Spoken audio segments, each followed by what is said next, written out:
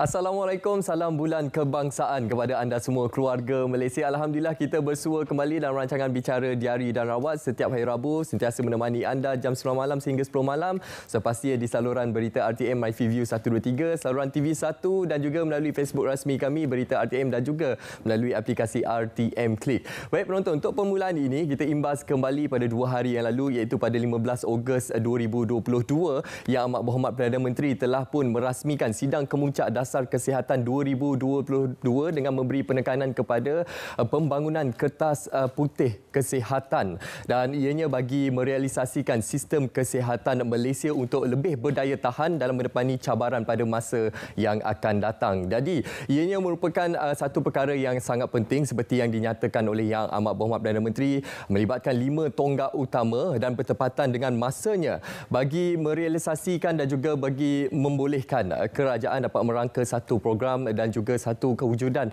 inisiatif untuk memastikan kesejahteraan keluarga Malaysia kekal utuh pada masa hadapan. Baik penonton, itu sedikit berkenaan dengan pembangunan kertas putih kesihatan 2022 dan sepastinya berbalik kepada tajuk perbincangan kita pada malam ini, kita akan berbicara berkenaan dengan E-Vali ataupun satu penyakit baharu yang berkait rapat dengan penggunaan vape ataupun rokok elektronik yang menyebabkan kerosakan paru-paru ataupun permasalahan kesihatan paru-paru. Jadi, saya ingin kongsikan kepada anda kajian survei yang dilaksanakan oleh Institut Kesihatan Umum, Tobacco and E-Cigarette Survey among Malaysia Adolescent yang memperlihatkan peningkatan pengguna vape dalam tempoh 3 tahun lebih daripada 500,000 orang, iaitu daripada 2016 600,000 pengguna vape kepada 1.2 juta pengguna vape. Dan apa yang lebih membimbangkan adalah penggunaan vape dan juga rokok elektronik ini dalam kalangan remaja, khususnya dalam kalangan para pelajar yang masih berada di bangku sekolah lagi. Persoalannya di sini,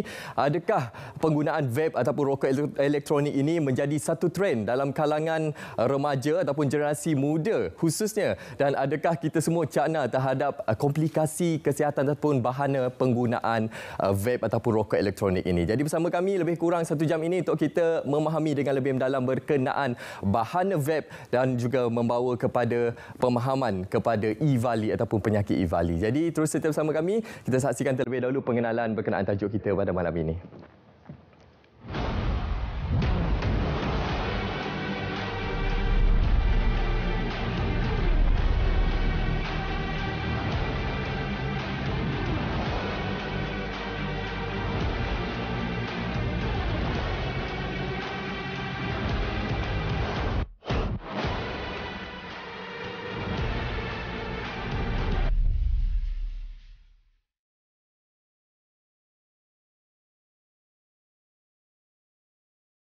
Kita E-Vali bahana vape itu yang akan kita perhalusi satu demi persatu bersama dengan pakar kita pada malam ini, iaitu Dr. Nor Aryana Hassan, pakar perubatan kesihatan awam Kementerian Kesihatan Malaysia. Assalamualaikum Doktor. Waalaikumsalam. Baik Doktor, tajuk pada malam ini sangat penting Doktor untuk kita berikan pencerahan kepada seluruh keluarga Malaysia khususnya berkenaan bahana vape ini. Jadi mungkin untuk permulaan ini mungkin Doktor boleh memberikan pencerahan apa sebenarnya yang boleh kita fahami berkenaan dengan penyakit E-Vali ini Doktor. Okey, sebenarnya kalau kita dapat tahu lebih lanjut apa yang dimaksudkan dengan E-Vali adalah singkatan kepada Electronic Vape Associated Lung Injury. Jadi kat situ dia dah katakan Electronic Vape Associated Lung Injury. So lung injury adalah ditafsirkan sebagai kerosakan kepada paru-paru disebabkan oleh penggunaan rokok elektronik. Jadi ini merupakan satu penyakit baru yang kita telah mula kenal pasti semenjak awal 2018 lagi. Jadi itu dinamakan E-Vali lah. Jadi orang mungkin ramai yang mungkin tak tahu lagi ada namanya penyakit E-Vali. Macam hari ini apabila kita kata kita nak berbicara tentang E-Vali, orang kata E-Vali? Apakah itu kan? Jadi ia memang satu penyakit baru pada tahun 2018 macam tu kita baru mula mengesan penyakit ini.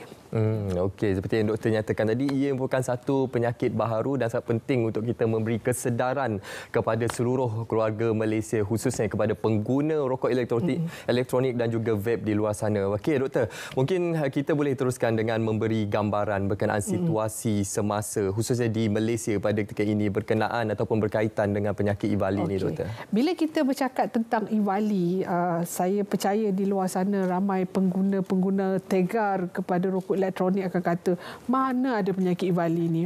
Tak pernah pun kita dengar dan sebagainya. Tapi sebagai sejarahnya, penyakit EVALI ni pada awal tahun 2018, penyakit ini dah mula dikesan di United States. Dan dalam New England Journal telah melaporkan terdapat lebih kurang 2,000 lebih kejadian penyakit EVALI ini. Dan pada ketika itu dia melihat peratusan rokok EVALI itu dah semakin meningkat dan mereka yang menyebabkan kematian itu yang jadi takutlah sebab lebih kurang 68 macam tu kematian telah dikesan di US.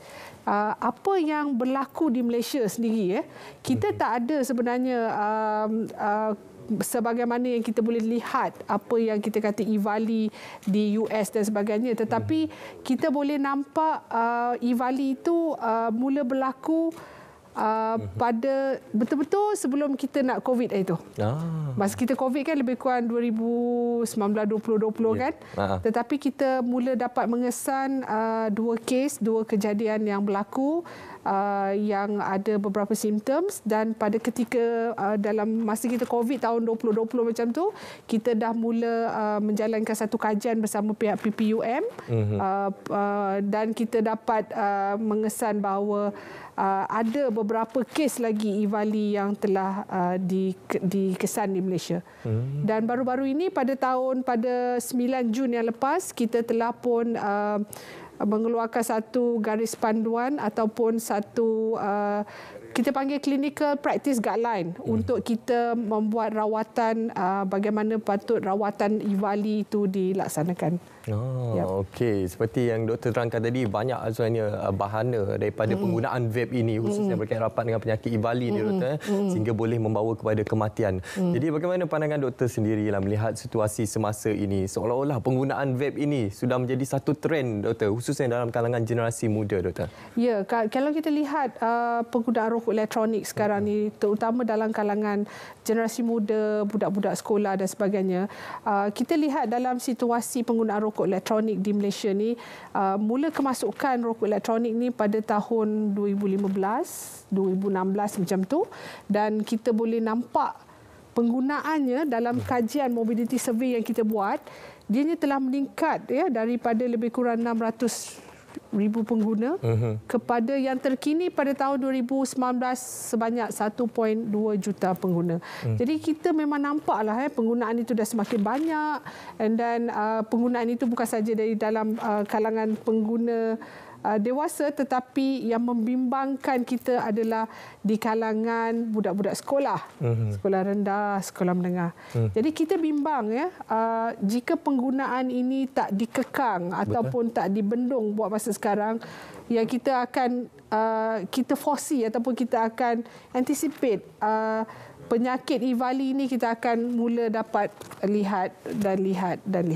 Itu yang sangat merisaukan doktor. Bukan saja peningkatan penggunaan vape ataupun rokok elektronik ini saban tahun seperti statistik yang telah kita kongsikan itu tadi, tapi kita risau lebih ramai dalam kalangan pengguna vape ataupun rakyat Malaysia selepas ini akan menghidap penyakit EVALI ini. Jadi doktor, mungkin ada pandangan di luar sana yang beranggapan bahawa penggunaan vape ini lebih selamat daripada rokok. Penggunaan vape ini merupakan alternatif yang terbaik untuk berhenti merokok. Apa pandangan doktor? Okey, apabila kita bercakap tentang sama ada vape ini lebih selamat daripada rokok, ramai yang beranggapan bahawa vape adalah lebih selamat kerana dibandingkan dengan rokok dia tidak mempunyai apa kita panggil rokok tu dikatakan dah confirm dah.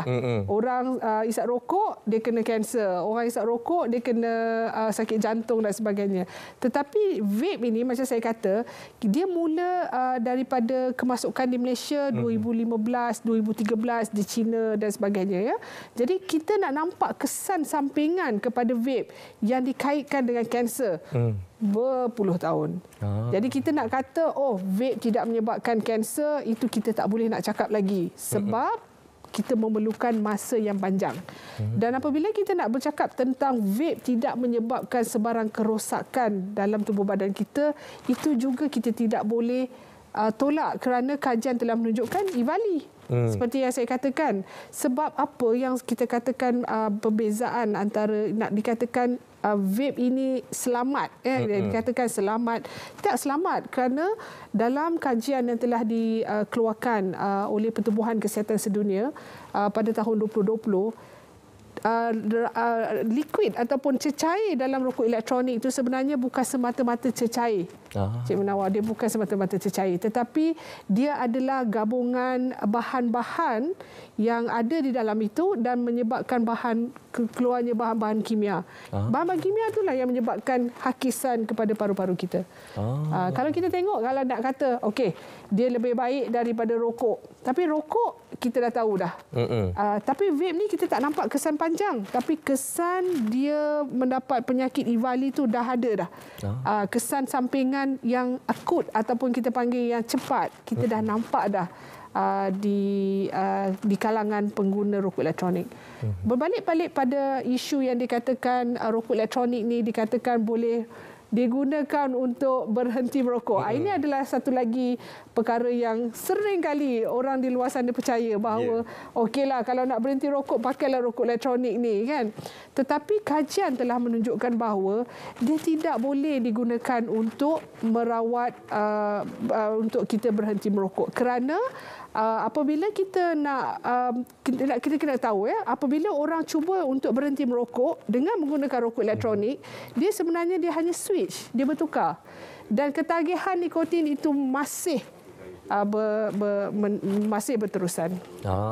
Ketagihan itu yang kita sangat risau daripada berlaku, khususnya kita nak melahirkan generasi yang bebas dari penggunaan rokok maupun vape. Jadi ini merupakan satu pemerhatian yang sangat penting untuk kita semualah.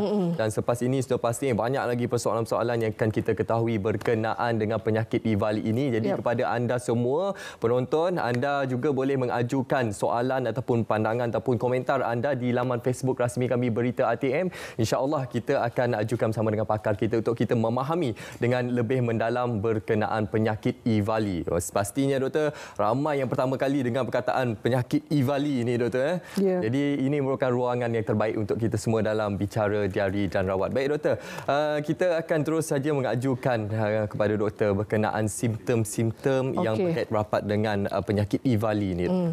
Okey, kalau kita lihat nak kata simptom apakah penyakit EVALI ni, macam mana kita nak tahu dia punya simptom? Sebab bila tadi saya kata dia punya tu kerosakan kepada saluran paru-paru.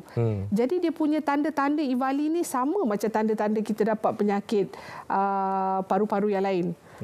Kalau nak bezakan, kita ni EVALI ke, COVID ke, apa dia kata pneumonia jangkitan paru-paru ke, dia tidak boleh dibezakan, dia tak nampak perbezaan dia. Tetapi macam mana kita nak kata ni EVALI, ini penyakit ini adalah daripada sejarah penyakit itu sendiri, kita doktor ambil sejarah ataupun kita membuat pemeriksaan lanjut, barulah kita tahu bahawa okey, ini bukan jangkitan kuman, ini adalah EVALI. Dan antara tanda-tanda utamalah yang kita boleh nak kata dalam EVALI ni mungkin dia, sebab saya cakap tadi dia adalah acute, dia cepat, dia macam tiba-tiba mendapat macam kesesakan nafas ataupun dia susah bernafas, dia boleh batuk dan sebagainya. Jadi itu antara tanda-tanda awal. Tapi macam saya sebut tadi, nak kata dia berbeza antara satu sama lain, dia tidak berbeza. Dia sama. Jadi kita pun kadang-kadang tak tahu. Masa zaman COVID lagi lah kan, masa kita wabak tu, kita pun tak pasti kita ni dapat jangkitan COVID ke ataupun kita ni sebenarnya disebabkan oleh rokok elektronik ke ataupun apa. Okey, itu antara tanda-tanda awal bagi simptom penyakit EVALI ini. Sudah pastinya selepas ini banyak lagi pencerahan untuk anda. Kita akan berehat seketika, kembali selepas ini banyak lagi pencerahan istimewa untuk anda.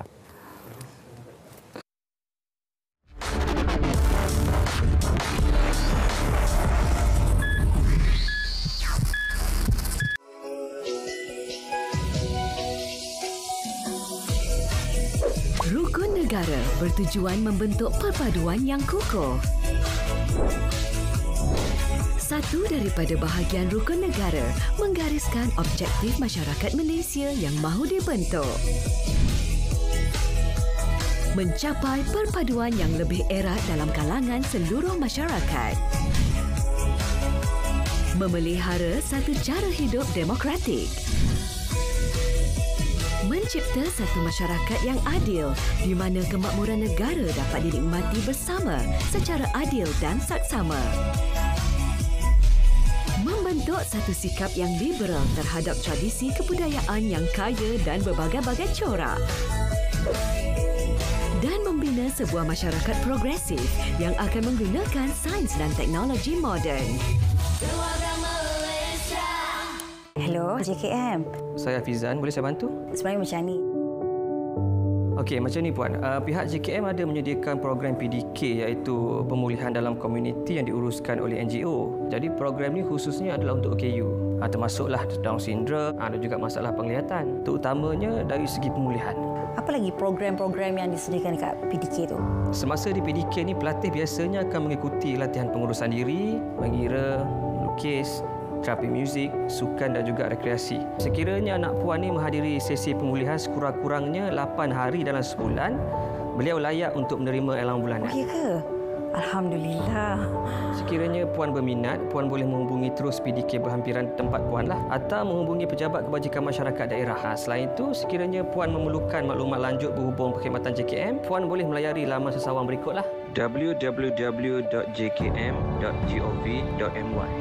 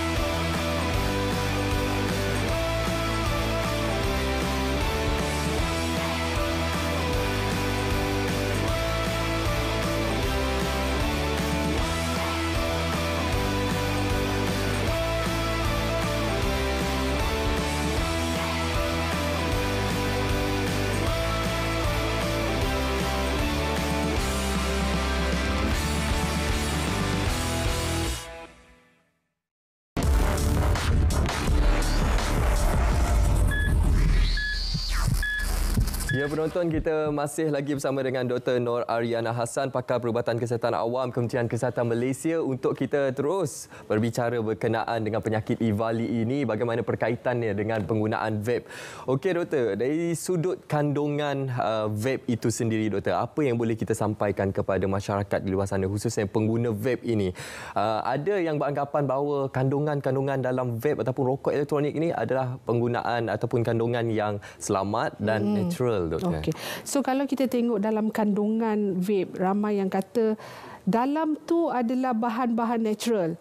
Okey, so basic komponen dalam kandungan rokok elektronik tu kita ada dipanggil PG, VG and flavor. Ini kalau pengguna tega vape ni dia tahulah sebut PG, VG and flavor.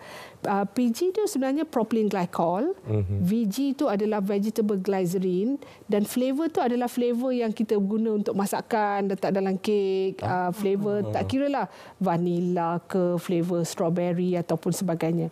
So kalau kita lihat propylene glycol dan vegetable glycerin, benda ni memang bahan kimia semula jadi yang memang kita guna pakai.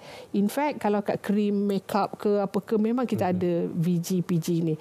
Tapi kita perlu ingat, apabila kombinasi PG, VG, propylene glycol, vegetable glycerin dan flavor yang dimasukkan ke dalam cecair rokok elektronik ni, dia sebenarnya bila kita masukkan chemical-chemical ni, dia bukannya duduk tangtu je. Dia akan meruap menjadi bahan-bahan kimia yang dipanggil, kalau dari segi saintifik dipanggil corrosive ataupun terhakis. Dan itulah yang menyebabkan masalah kepada kita. Yang dalam botol tu pun boleh meruap, menyebabkan penghasilan lebih daripada 3 bahan tadi tu. Apatah lagi apabila cecair ini dipanaskan di dalam apa tu yang kita panggil device tu, dan dia menghasilkan lebih banyak bahan-bahan kimia yang kita panggil boleh menghakis kepada sel-sel dalam badan kita. Jadi kalau nak kata dalam cecair rokok elektronik tu adalah bahan-bahan semula jadi je sebenarnya flavor. Tapi kita perlu ingat, flavor yang kita gunakan, kita flavor yang selamat untuk digunakan, diletak dalam makanan untuk kita makan. Kerana selalu makanan kita, selalu secara semula jadi, selalu makanan dan selalu pernafasan kita adalah berbeza sebenarnya. Kalau kita lihat salur pernafasan tu, dia punya sel-sel tu lebih lembut compare dengan salur makanan. Jadi kita bayangkanlah sepatutnya Allah tu telah jadikan kita secara baiknya untuk kita menikmati flavor tu dengan baik, makan dan telan. Tapi bila kita mula memanaskan kimia itu dan kita menyedot kimia itu ke dalam salur pernafasan paru-paru, dia sebenarnya bukan sesuatu yang baiklah. Dia memudaratkan. Dan ini bukannya sebagai mitos semata-mata. Kita sebagai doktor perubatan akan bercakap berdasarkan evidence base, dan perkara ini telah pun dibuktikan di dalam kajian-kajian yang telah dibuat dalam rangkaian Pertubuhan Kesihatan Sedunia, dalam rangkaian makmal di bawah international makmal dan sebagainya. So memang ada kajian yang telah dikeluarkan, kajian-kajian systemic review yang dipanggil systemic review pada tahun 2020 memang telah mengesahkan. Dia telah dibuktikan, doktor. Ya, betul. Dari segi kandungannya, apabila dipanaskan, dimasukkan ke dalam ruang kalau tak panas pun, Cik Munawar, kalau kita tak panaskan pun, apabila kita letak dalam botol ataupun cecair itu dibiarkan, dia meruap pun dia akan menghasilkan bahan-bahan kimia yang berbeza itu. Okey, berkait rapat dengan apa yang disampaikan doktor berkenaan kandungan berbahaya dalam vape ini, doktor. Apa antara komplikasi kesihatan yang mungkin boleh berlaku kepada pengguna vape sekiranya mereka menggunakan vape ini dalam jangka masa yang berterusan dan berpanjangan, doktor? Okey, kalau kita lihat macam saya sebut tadi, dalam situasi sekarang ni, kimia yang akan terhasil, kimia-kimia yang akan menyebabkan penghakisan ataupun korosif. Okay? Dia akan menyebabkan biasanya simptom yang utama, dia akan menyebabkan iritasi kepada mulut, tekak, dan yang paling banyaknya adalah macam kita kata tadi, iritasi kepada paru-paru.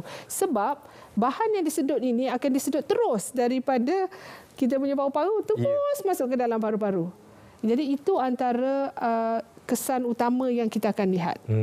Kalau kita nak lihat dari segi kesan-kesan lain, macam contoh kesan toxicity ataupun menyebabkan kesan di saluran kita punya saluran central nervous system dan sebagainya, itu mungkin kesan itu kita tak boleh lihat kalau kita tak toksikkannya ataupun kita tidak ambil overdose dan sebagainya.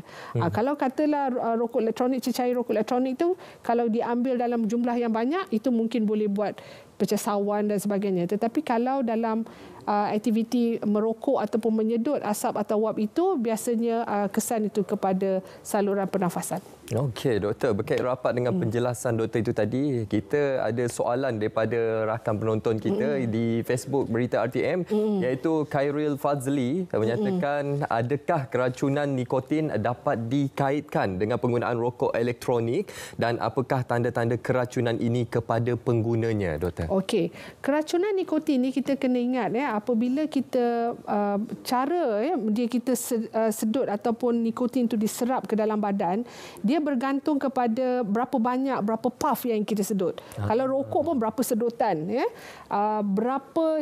berapa cara yang kita sedut dalamannya, macam kita sedut ke dalam tu. Jadi absorption dia akan lebih banyak compare dengan orang yang sedut macam tu. Okey. Jadi nak dikatakan toxicity berlaku kepada nikotin akibat penggunaan rokok ataupun rokok konvensional dan tu jarang sekali.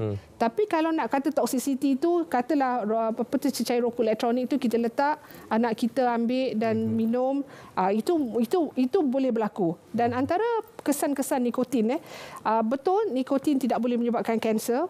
Betul, nikotin tidak boleh menyebabkan hakisan dan sebagainya, tetapi nikotin itu boleh menyebabkan jantung kita berdenyut dengan lebih banyak, lebih tinggi. Kita menyebabkan pumping of the heart dan kita boleh menyebabkan tekanan darah yang meningkat. Itu antara kesan-kesan nikotin. Oh, doktor, adakah keracunan nikotin ini juga boleh menyebabkan gejala keracunan seperti sakit perut, loya, muntah ataupun sawan? Itu boleh berlaku. Itu boleh berlaku. Kalau katalah itu sebabnya masa dulu kalau dia orang pakai vape yang mode yang besar tu kan, dan tidak ada kontrol dan ada juga kebocoran yang berlaku, maka dia boleh menyedut dan buat absorption yang agak tinggi, dia boleh menyebabkan loya, muntah dan toksik, menyebabkan sawan dan sebagainya. Tapi disebabkan oleh vape zaman sekarang ni yang dikatakan dia dah lebih kontrol, dia dah bateri, dia dah jaga dia punya puffing dan sebagainya, besar kemungkinan kita nak nampak toxication tu tak berlakulah sekarang. Tetapi macam saya katalah, dia boleh berlaku secara perlahan.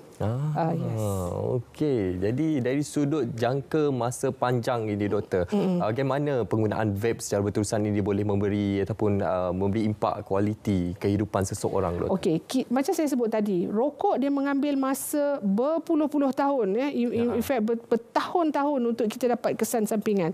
Macam rokok elektronik ni, kajian masih dijalankan. Kita tak boleh nak cakap berapa lama lagi impak kepada kesihatan itu kita tak boleh nampak lagi.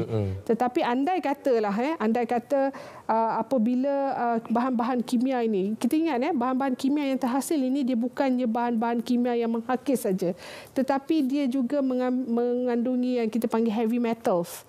Ataupun heavy metals, kalau cakap Melayunya adalah bahan kimia yang iron, yang bahan yang boleh menyebabkan terjadinya kanser atau karsinogenik kepada efek pada kesihatan. Jadi kita tak tahu. Kita perlukan masa untuk melihat. Tetapi macam saya kata, kesan kepada E-Vali kita dah nampak. Kesan kepada penyakit E-Vali tetap ada, doktor. Betul. Yang itu merupakan pilihan yang ada di tangan kita. Mengapa kita memilih kepada keadaan yang boleh memudaratkan kesihatan kita, betul. doktor. Betul. Okey, selepas ini banyak lagi perincian yang akan kami bawakan kepada anda berkenaan penyakit E-Vali ini. Sepastinya kita nak berehat seketika. Kembali selepas ini dalam Bicara Diari dan Rawat. Okey.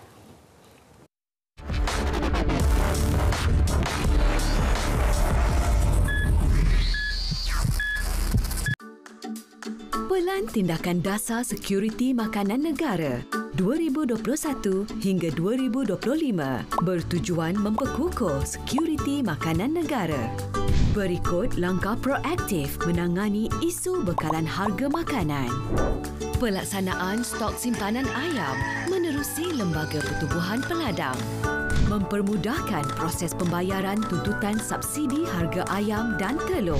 Memudah cara prosedur import melalui penangguhan fee permit dan mewujudkan laluan pantas barangan makanan haiwan.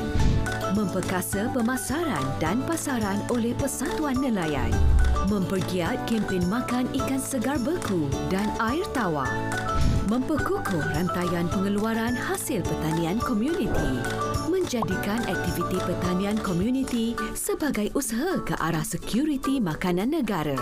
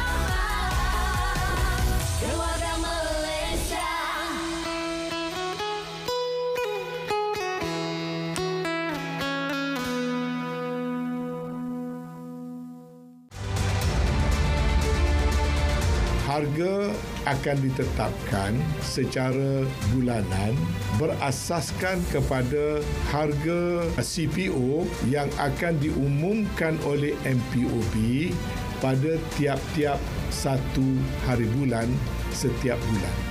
Dan harga itu akan menjadi benchmark untuk menentukan harga retail bagi membolehkan harga maksimum itu ditetapkan pada setiap bulan. Bermakna mulai daripada 8 hari bulan Ogos, minyak masak 5 kg yang pada masa ini dijual dengan harga RM39 ke RM42 lebih kurang, hendaklah dijual pada harga maksima RM34.70.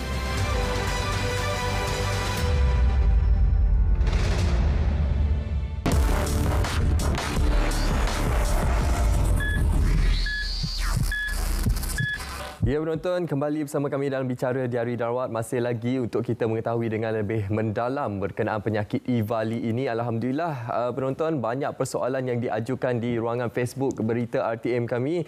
Dan sudah pastinya kami akan membaca satu demi satu, Doktor, untuk kita berikan pencerahan kepada penonton kita. Antaranya, Doktor, persoalan yang diajukan oleh Laila, iaitu, Doktor, apa perbezaan rokok elektronik dengan shisha ataupun hookah? Okey, hookah dan shisha ni kalau kita lihat, apabila kita boleh nampak shisha ataupun hookah ni dia tidaklah digunakan sehari-hari. Dia hanya kita panggil casual ataupun apabila kita bersama. Kan kalau kita tengok shisha, kalau dulu sebelum ni tempat makan open, bukan tempat larangan merokok kan. Jadi ramai yang duduk berfamily, isap shisha dan sebagainya. Tetapi rokok elektronik ni adalah sedikit beza penggunaan dia kerana dia digunakan sehari-harian. Dia easy to carry. Dan kalau kita lihat shisha, kebanyakan shisha yang ada adalah menggunakan tembakau. Dia memang dia panaskan tembakau itu. Tetapi rokok elektronik ni dia menggunakan cecair yang dipanaskan. Jadi itu perbezaan dia. Tapi kalau tanya saya, apa yang disedut ke dalam badan adalah sama. Ianya tetap hasilnya adalah nikotin, ianya tetap hasilnya adalah daripada bahan-bahan kimia yang telah dibakar ataupun dipanaskan. Bezanya kalau kita kata yang bakar ni mengandungi tar, yang panas ni mungkin tak banyak tar dia, tapi tak banyak tar pun tetap bahan kimia. Tetap bahan kimia dan tetap berbahaya kepada kesihatan kita, Doktor. Okey, Doktor, ada satu lagi persoalan daripada rakan Facebook kita, Nur Hayati Hashim, Doktor, yang ingin menjelaskan ataupun mendapat penjelasan lebih terperinci pada Doktor berkenaan rawatan tepuk dada ini, Doktor. Sebab kita maklum rawatan tepuk dada ni kita lihat di media sosial agak tular, Doktor, dengan video, perkongsian video ini. Jadi bagaimana perincian, Doktor? Okey. Apabila seseorang itu dikesan mempunyai komplikasi paru-paru disebabkan oleh penggunaan rokok elektronik ini, macam yang kita tular baru-baru ni dikata ada pneumothorax ataupun ditebuk dada mereka dan sebagainya. Ini merupakan antara rawatan-rawatan yang perlu dilaksanakan oleh doktor untuk memastikan kesan kepada paru-paru itu dapat dikurangkan. Kesan daripada komplikasi itulah.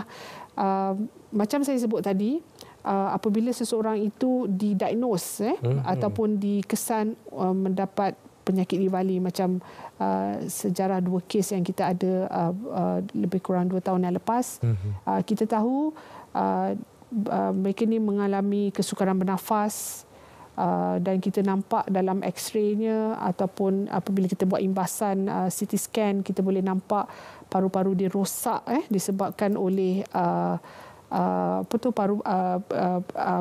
penghakisan daripada bahan kimia tadi itu. Dan daripada itulah yang kita bagi rawatan sebagaimana yang saya sebut tadi. Besar kemungkinan macam ada kes-kes tu, kalau dia ada injured ataupun memerlukan proses penebukan di paru-paru itu, itulah proses rawatan yang ada.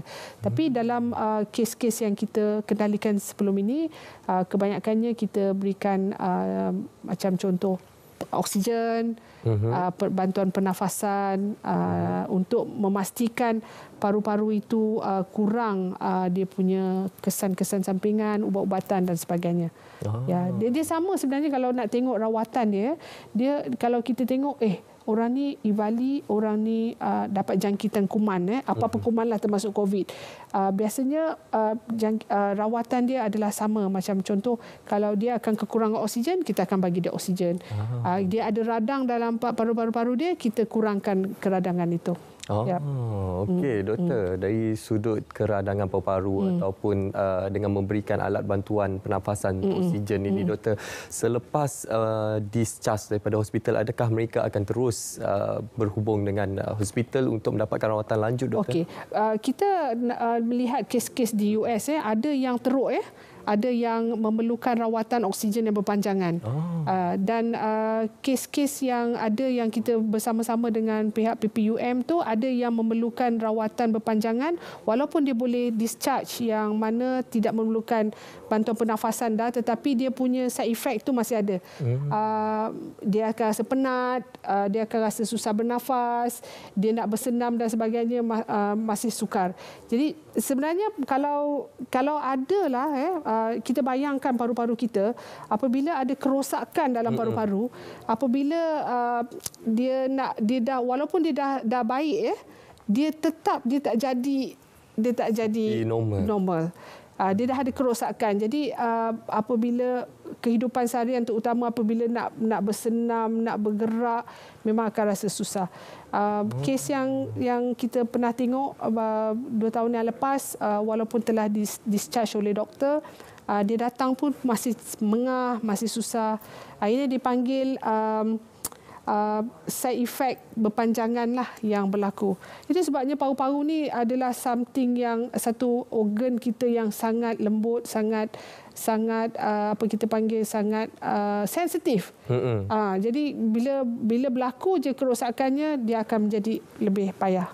Ada tak kaedah pemulihan yang disarankan oleh pihak pakar perubatan untuk membantu mereka untuk mendapatkan kapasiti paru-paru yang asal ini, doktor? Biasanya pihak pakar-pakar respiratory akan adakan rawatan yang berpanjangan lah, plan rawatan supaya paru-paru yang rosak itu akan dapat dipulihkan semula. Tapi dia makan masa. Dia makan masa. Okey, doktor. Bagaimana pula, doktor? Seperti merokok ini, kita ada second hand smoke. Dan juga sudah pastinya perokok ini akan memberi kesan negatif kepada orang di sekelilingnya. Adakah keadaan ini serupa juga seperti penggunaan vape ini, doktor? Okey. Kita tahu kalau rokok tu dia bau busuk kan. Jadi semua orang tak nak dekat kan.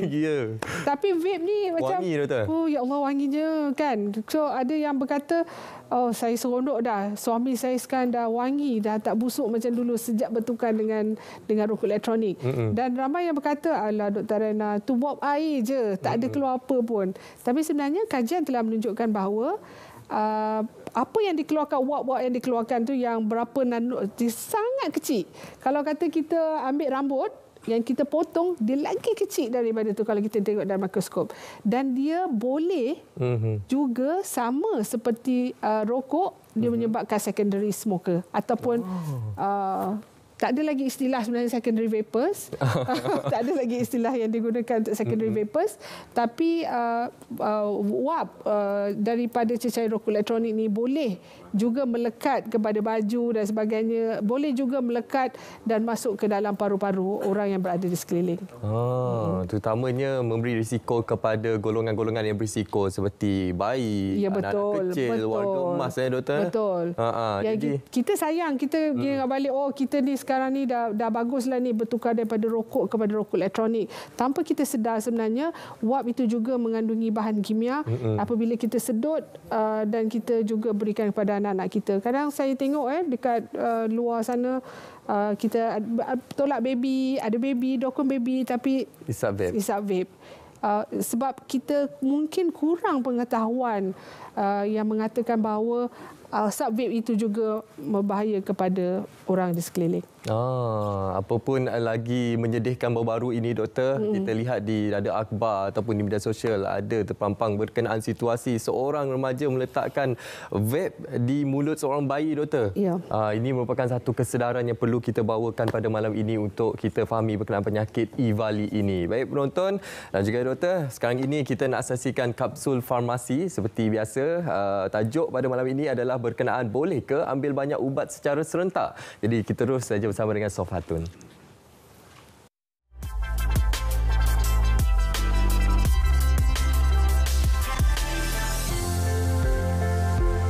Hai semua, untuk episod kali ini saya nak kupaskan isu berkaitan boleh ke ambil banyak ubat serentak. Polifarmasi merujuk kepada keadaan apabila seseorang pesakit perlu mengambil lebih daripada 4 jenis ubat secara serentak untuk merawat satu atau lebih penyakit.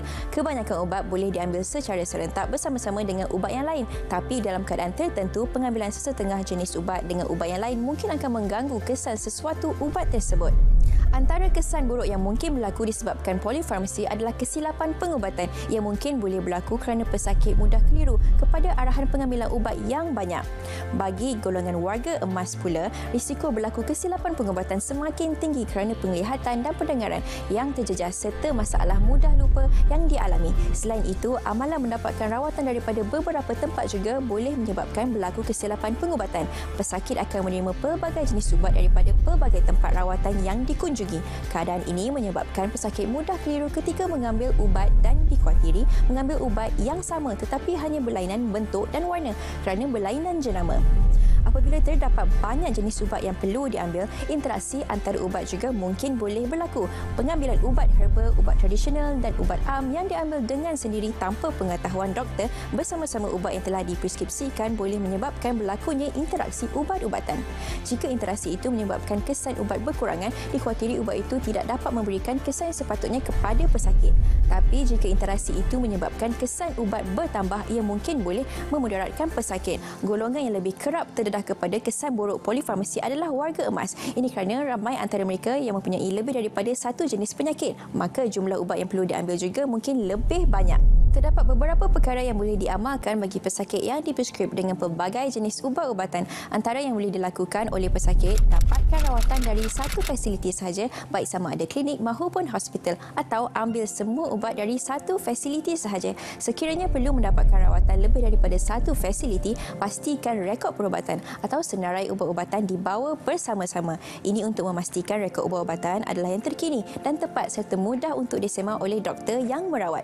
Simpan preskripsi ubat-ubatan dengan baik. Rekodkan juga semua ubat yang diambil termasuk ubat suplemen dan ubat tradisional beserta dengan dos yang terkini. Maklumkan kepada doktor atau ahli farmasi sekiranya ada mengambil ubat-ubatan lain selain yang telah dipreskrip. Interaksi ubat-ubatan mungkin boleh berlaku di antara ubat yang dipreskrip dengan suplemen atau ubat tradisional yang diambil sendiri. Sentiasa baca label dan patuh pada arahan pengambilan ubat. Selain dos, waktu pengambilan ubat juga perlu dipatuhi. Baca sisipan ubat yang disertakan dalam bungkusan ubat. Beri perhatian dan cakna kepada amaran-amaran yang dinyatakan. Elakkan juga daripada membeli ubat dari sumber yang tidak sah. Untuk sebarang pertanyaan lanjut berkaitan ubat-ubatan, boleh terus sahaja hubungi Pusat Panggilan Farmasi Kebangsaan National Pharmacy Call Center NPCC di talian 1-800-886722 dari Isnin hingga Jumaat jam 8 pagi hingga 5 petang kecuali cuti umum. Pesakit dinasihatkan untuk berkongsi masalah yang dihadapi berkaitan pengambilan ubat-ubatan supaya isu dapat dikenal pasti dan nasihat yang sesuai dapat diberi. Pesakit juga perlu lebih peka dan berhati-hati dalam pengambilan ubat-ubatan.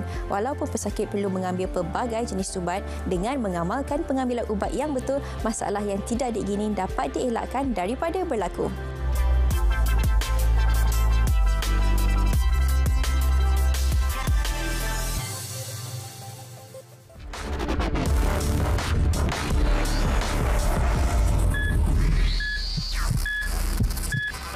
Orang kurang upaya adalah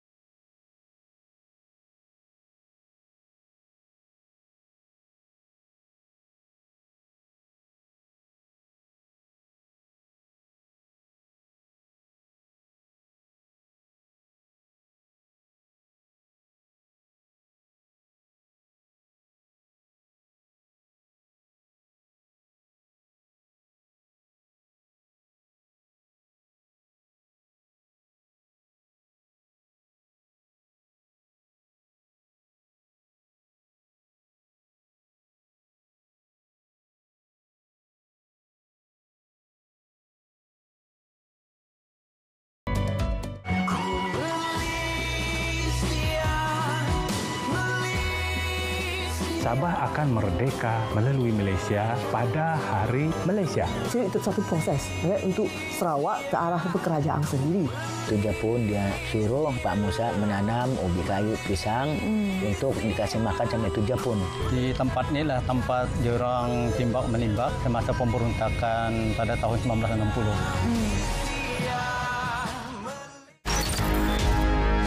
Pelaksanaan program jualan lebih murah ataupun jualan murah keluarga Malaysia sudah hampir dimutamatkan konsepnya. Jumlah kawasan ditambah lagi, sekarang ini menjadi 639 yang akan berjalan serentak bermula pertengahan bulan Ogos sehinggalah ke akhir tahun.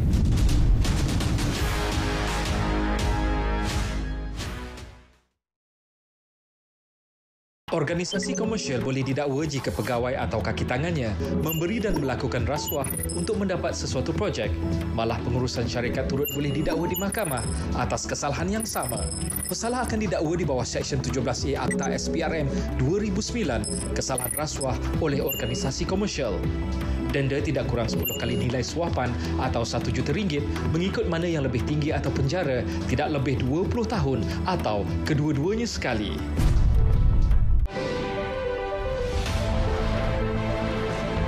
Himpunan peristiwa, kisah suka duka, konflik antarabangsa. Terkini kami rangkumkan secara komprehensif terus ke kaca TV anda. Saksikan berita dunia Isnin hingga Jumaat 11 malam di TV1 dan saluran berita RTM.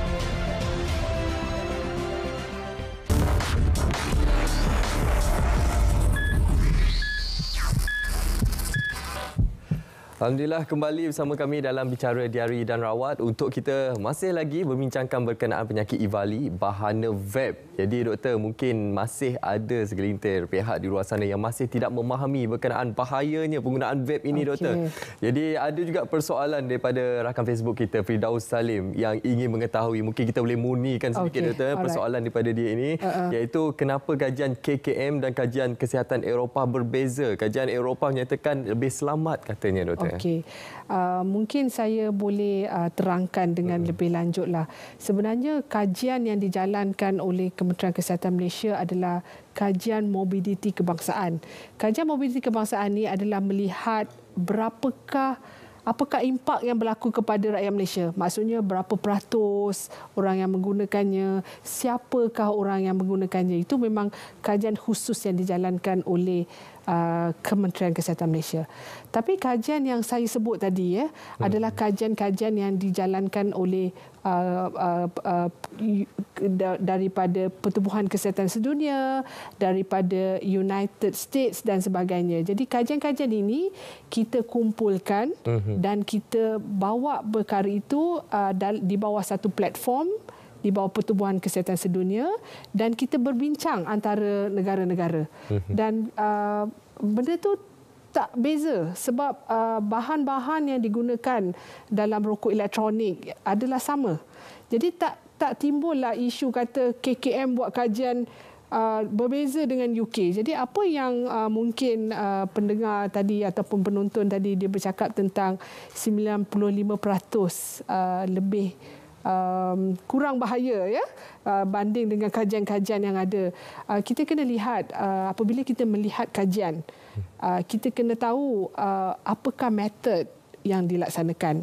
Adakah kajian yang dilaksanakan mengikut berapa sampel yang diambil, berapa panjang kajian yang dijalankan dan sebagainya, itu semua perlu diambil kira. Dan apa yang saya sebutkan sepanjang kita berbicara tadi bukan semata-mata satu kajian. Ia merupakan gabungan daripada kajian-kajian yang ada. Untuk makluman Cik Menawar dan pada penonton sekalian, kita memang ada satu platform antara negara-negara dan kita berkongsi apakah dapatan-dapatan tentang terutama produk-produk merokok ala baru yang sebegini. Itu sangat penting sebab kita nak tahu new finding, apakah yang akan berlaku kepada pengguna. Satu je kajian sebenarnya yang saya nak quote di sini. Sebenarnya ada beberapa kajian yang dijalankan oleh penyidik-penyidik kita. Satu kajian yang telah dijalankan oleh pihak UTM. Dr. Syazad Eva sendiri telah berkongsi dengan kita dalam kajian yang dijalankan. Melihat bahawa yang rokok-rokok elektronik, cecair rokok elektronik yang sangat common, yang diminati ramai di Malaysia, ia juga menunjukkan banyak bahan-bahan kimia yang meruap. Itu belum dipanaskan, dia hanya meruap, dan bahan-bahan kimia yang terhakis, yang boleh menghakis sel-sel. Jadi nak kata kajian yang KKM buat berbeza dengan kajian di England dan sebagainya, itu mungkin tidak tepat kerana kita juga mengambil kajian-kajian dari luar negara dan berbanding dengan kajian-kajian macam saya sebut, kajian daripada Dr. Syazad Eva daripada UTM tadi. Jadi mungkin ramai penonton yang dengar ni mungkin kata KKM yang buat, jadi kajian itu bias. Tidak, sebenarnya itu adalah dapatan kumpulan kajian-kajian yang ada. Okey, Doktor. Dalam aspirasi negara kita untuk menuju ke arah negara yang lebih sejahtera, bebas asap rokok ataupun asap vape ini, Doktor, Kementerian Kesihatan Malaysia telah melaksanakan Generational Endgame, generasi penamat. Jadi mungkin Doktor boleh menerangkan perkaitan GEG ini dengan penggunaan vape ini, Doktor. Okey. Sebagaimana yang telah dimaklumkan oleh Yang Berhormat Menteri Kesihatan dan di bawah bacaan pertama dan bacaan kedua rang undang-undang yang telah dibuat baru-baru ini, memang ada satu peruntukan yang kita ingin memastikan generasi yang lahir pada 1 Januari 2007 itu tidak terlibat dalam sebarang bentuk amalan merokok. Tak kira lah rokok konvensional, lepas tu orang kata rokok elektronik lebih selamat, kurang sikit mudarat. Jadi tak. Kita nak pastikan golongan generasi penamat ini dipastikan dilindungi daripada sebarang bentuk amalan merokok. Jadi kalau kita lihat dari segi konsep je kat sini, tadi kita bercakap tentang IVALI. Tajuk kita adalah hari ini adalah IVALI. Dan kos sebenarnya untuk merawat satu orang pesakit dianggarkan lebih kurang boleh menelan sebanyak RM300,000. Wow. Sebab tadi saya kata apabila dia dapat IVALI, dia susah nafas, dia perlukan oksigen, dia memerlukan rawatan, dia memerlukan make sure ubat-ubat yang diberikan. Jadi kos tu agak tinggi, dan biasanya kalau siapa yang dapat IVALI ni, dia akan dimasukkan ke hospital lebih kurang 2 minggu ke 3 minggu. Jadi kos dia memang bertambah. Jadi kalaulah kita dapat laksanakan GEG, kalaulah GEG itu dapat direalisasikan sebagaimana apa yang telah dimaklumkan oleh Yang Berhormat Menteri Kesihatan, kita boleh bayangkan kos rawatan itu kita dapat kurangkan. Satu, kita tak payah lihat budak-budak kita menagih rokok elektronik, menagih nikotin, kerana dia orang memang golongan yang bukan merokok pun. Okay? Yang keduanya, kita dapat pastikan mereka ni sihat. Sedutlah udara yang lebih baik daripada sedut asap atau wap yang sememangnya. Namun kepada mereka yang golongan yang macam kita ni lah, kita bukan golongan GEG kan, Cik Munawar kan. Jadi mungkin golongan kita ni, kalau anda belum merokok, tak sepatutnya lah. Tapi kalau kita lah merokok ataupun memilih untuk menggunakan rokok elektronik, kita kena tahulah inilah bahaya dia yang kita akan hadapi. Okey, satu fakta yang menarik dikongsikan oleh doktor tadi, kos untuk merawat pesakit bagi penyakit IVALI ini mencecah RM300,000 untuk tempoh rawatan 2 minggu, doktor. Betul. Satu kerugian sebenarnya untuk negara kita, doktor. Sepatutnya perkara itu boleh kita salurkan ke tempat yang lain mengenai negara. Okey, doktor, bagaimana doktor melihat dalam tempoh kebelakangan ini tahap kesedaran masyarakat terhadap bahaya penggunaan vape ini, doktor? Adakah semakin meningkat ataupun semakin menurun, dan juga bagaimana, doktor, peranan ibu bapa sebenarnya sangat penting dalam hal ini? Kita lihat rokok memang orang tahu. Orang yang merokok pun sebenarnya dia tahu bahaya rokok. Tetapi rokok elektronik ni macam saya kata, banyak pendapat-pendapat lain yang mengatakan dia lebih baik daripada rokok konvensional. Tapi bagi mereka yang kita bimbang ni adalah orang yang tak pernah merokok ni. Orang yang bersih, yang tak pernah pegang pun rokok tembakau, tetapi dia memulakan rokok elektronik. Kan, dia mula membahayakan diri mereka. Jadi itu antara kenapa kita bimbang lah. Dan kita dapat lihat bahawa perkara-perkara yang dikatakan ini lebih baik daripada ini yang telah mungkin kita macam saya kata, kita bercakap mesti dengan evidence mungkin telah menyebabkan mereka merasakan rokok elektronik ni tak bahaya, kita boleh pakai. Tak apa, janji dia jangan isap rokok tembakau tu bahaya kan. Itu yang kita rasakan kesedaran masyarakat berkaitan dengan bahaya rokok elektronik itu. Nak kata mereka tak tahu, banyak dah yang kita maklumkan. Kita telah war-warkan bahawa ini dapatan-dapatan terkini tentang bahaya rokok elektronik. Tetapi mungkin perbezaan antara yang ini adalah lebih baik daripada ini yang mungkin mengelirukan. Jadi saya ingin menjelaskan sekali lagi di sini, nak kata rokok konvensional tembakau dengan rokok elektronik ni berbeza bahaya dia ada bahaya dia. Kalau bagi bukan perokok, golongan anak-anak, remaja dan sebagainya, dia tidak sepatutnya didedahkan. Jadi kat sinilah peranan ibu bapa sangat penting.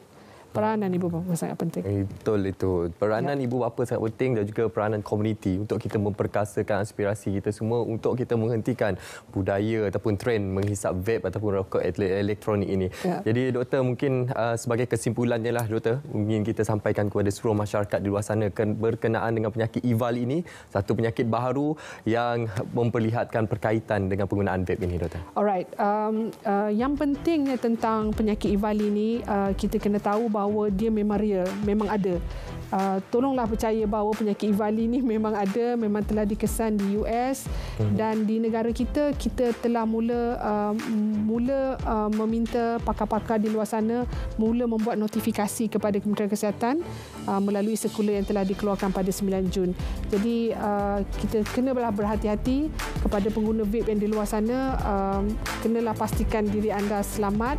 Make sure tidaklah sampai datang mendapat EVAL yang boleh menyebabkan kerosakan pada paru-paru yang mungkin permanen.